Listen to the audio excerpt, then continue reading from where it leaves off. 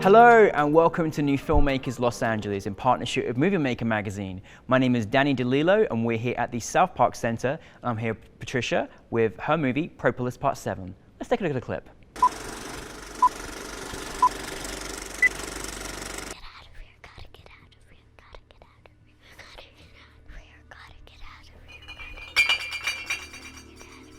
Gotta get out of here, gotta get out of here. Take that off, she'll beat you for wearing that. Dad would have given it to me. Come on, Liz, we're old enough to make it on our own. Stop it, stop it. Take that off. No, I'm a warrior too. You're an idiot. I could shoot this off. Mom! Where did you get that? Answer me!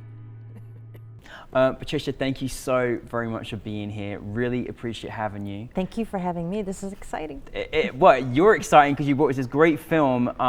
Thank you so much. But for those that haven't seen it, tell us a brief synopsis. Propolis is one episode in a series about man versus insect. It is a foreboding film, might not end well, and it is kind of about how the human race has killed off most of the mammals, but the insects have seen that this is about to happen and they're going to rebel. I love this film. I think it's a subject that we don't speak enough about at all, and I was so delighted to see you made this film because Thank you. They have such an important impact to our world, our society, how we live, how the world runs, and I don't think there's enough appreciation or understanding or education around it. You're right, because going into this I didn't know anything about bugs, and I got into beekeeping because I was afraid of bees, and I thought, what can one person do to add to making the world a little bit better? And you got over your fear by doing that as well? That's amazing. They're still scary. When when you're in full outfit, you're fine. Yeah. But it's like going underwater scuba diving the first time. There's a lot of fear when you go into a live hive. Yeah. But I'm really learning a lot by having this hive. Yeah. And the story that fuels, the story of Propolis, I found from the bees, and their society is all for one. Yeah. Whereas human society is one for all. Wait, the other way around. Yeah, I know what you're saying, yeah. The bees society is one for all, where humans is all for one. And I thought, wow, that'd be interesting if they were pitted against humans. And in a way they are, because in observing this hive, I'm observing how they're adapting to climate change. And it doesn't look good for us. It really doesn't, and it's so funny because they're starting to talk about it, but it's not enough. It's not made the mainstream, and it almost takes humans like yourself to actually put this to work and actually showcase it in a way in which I think people can understand as well. But where did it start for you, where you were like, I have to make this film, I have to make a story about this, and especially in the great way that you did it as well?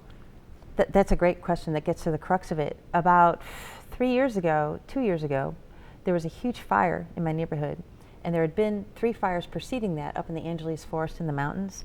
This one became yards from our house, and over a dozen houses in our neighborhood were just burned to a crisp. Several of my son's friends' houses were burned, and we were trapped.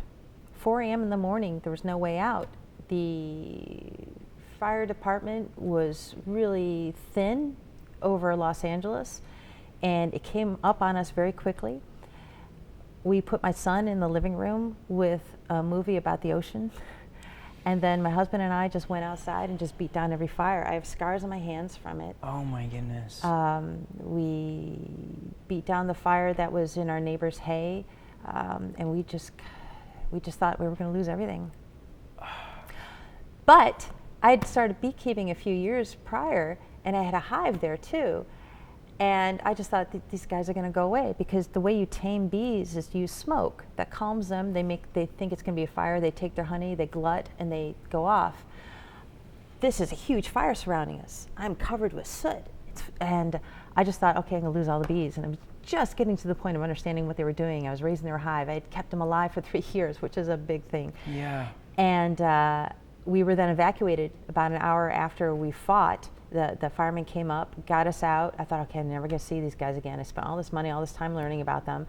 But I came back. they were still there. Wow. 17 miles of forest around us were decimated, but that hive was one of the most important projects in that area, in that those bees were responsible for bringing back all of the vegetation. So then I really thought, you know, this is important. We're sitting in the middle of climate change. I almost lost my family. These bees are our, our chain to survival. They really are. So I sort of just started this hallucinogenic animated series to get out my fear that I felt, to sort of like solve myself from my physical and emotional wounds, because you get post-traumatic stress disorder when you survive that so many times. I can only imagine. And this series of films is a reaction to that very traumatic set of events that are continuing where I live. And in Los Angeles. You couldn't be more present than what is going on, and it's you know, and so it's not just I think it's become well known around the world that this is going on, and it's horrible because you just feel like not much is being done about it. And I just want to say, I mean, you've got the most wonderful children who were so wonderful at the event last night. They were just amazing, and I can't imagine how heartbreaking that was to go through that. But what's so amazing about you is you turned something that was so heartbreaking and tragic, and you did something about it, and I think that's amazing to do. I really do. And you obviously had your great children involved in the project because they were the voices of it. So how did that come about? How do you know that your childs were just stars like that? How did that come about? I love working with kids. It's easy to get them motivated and get them into it and play act. So their delivery is always natural. Kids are just like that. You know, you can coach something out of them because you play with them. Yeah. And they just brought it to the plate. And another actor wasn't there last night who's just a natural as well. And I just think the kids have it in them.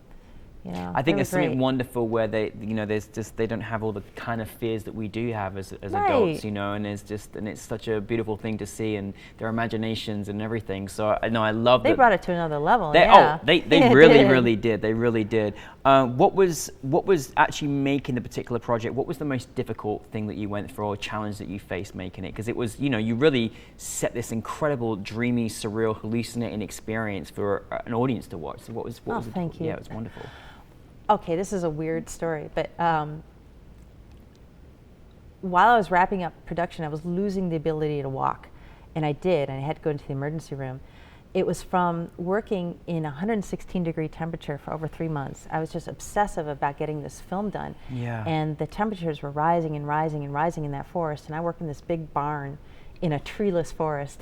Wow. And the sun was just beating down, and when you think and you get creative and you draw, your head is zoned into it, and hours can go by. So 6 hours could go by, and I wasn't taking that great care of myself. I was drinking water, but I was sitting on a chair that may have cut the blood off or whatever.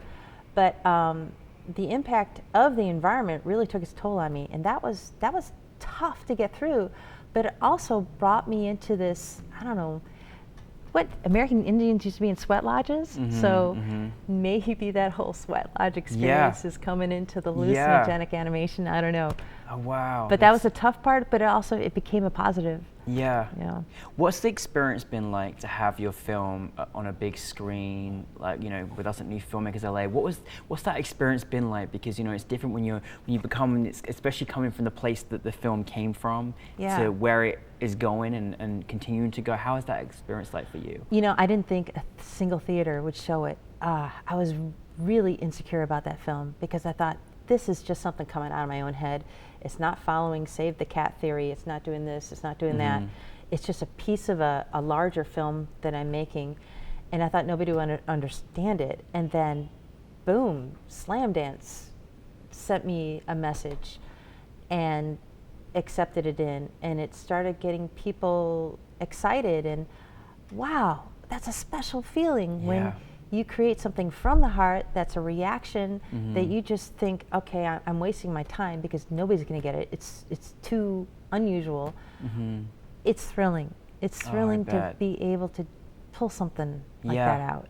Yeah, and honestly, I think when it comes from, you know, a place and you turned it into such a positive experience to showcase how we as humans are destroying our planet, and how much more respect we should give to insects and to animals and to nature and all those things. It's an education and understanding. I'm so glad that you made it. Oh, you're very kind. Thank you for featuring it. I mean, for even just understanding and being open to this type of a story. I think the thing is being open to it as well, you know, because I think it's okay if you don't know about something, but being open to understand the world a bit better and how we can help and how we can, you know, do better in our own daily lives, I think is so commendable.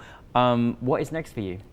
Propolis Part 1. There you go. See, we're going to Part 1. There you go. Fantastic. And how? I mean, how? It's animation is. Do not underestimate how long an animation is to make and create, even for a very short film. So, how long does it normally take you to make an animation? Like, say, the period is about 3 minutes, isn't it? I'm trimming down the process. I love anime. I love the tricks that they use to progress the story quickly. Yeah.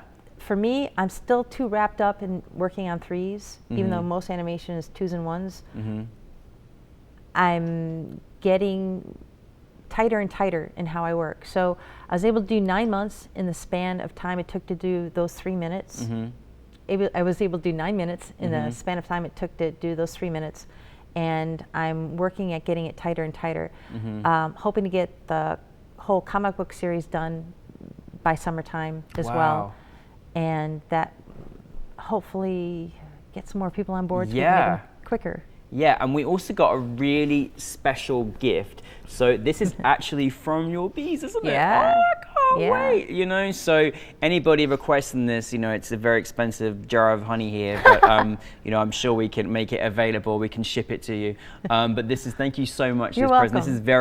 This is a real special gift, and I will organic mountain honey. Share it as much as I don't want to, but I will share it. But no, thank you very much for that. And you're a college professor. Correct. And I'm sitting here thinking, with all the things that you said, how lucky those students must be to have you as their college professor. I don't know, I'm pretty strict. They don't like that. Well, listen, you know, we all need a discipline for life, because life is not easy. So it's good. So, I mean, from that perspective, from your perspective as a filmmaker, is there any piece of advice you'd give to anybody that wants to, you know, get into filmmaking, or maybe got a story they're passionate about, they want to share and put it on film? Like, is there anything any suggestions you've got, or things you go by? Fly that freak flag. Oh, yeah. Fly the freak flag, I have not heard that before. I love that. Can we hashtag you fly the freak flag? There we go. Just get out 1,000 films and make them freakier than the next, and just have fun. Oh yes. Okay. All right. Well, that's going to be a new hashtag out on Twitter tomorrow. Get ready for it. You heard it here from Patricia. Thank you very much for being here. Thank you very much. Thank you to your talented family as well, because you know we can't forget your wonderful children. Just want to say their names. They are my inspiration. Yep. Peter Wells. Yep. Is in Propolis Part 1. Yep. And Lily Manzanera is the spectacular voice in Propolis Part 7. Yep. And Jack Chu is the male voice in Propolis Part 7. So wonderful. Thank you for being here. Thank you for your vision. Keep making more movies, because we need them. Thank you very much for your time. Thank you very much. Patricia, everybody.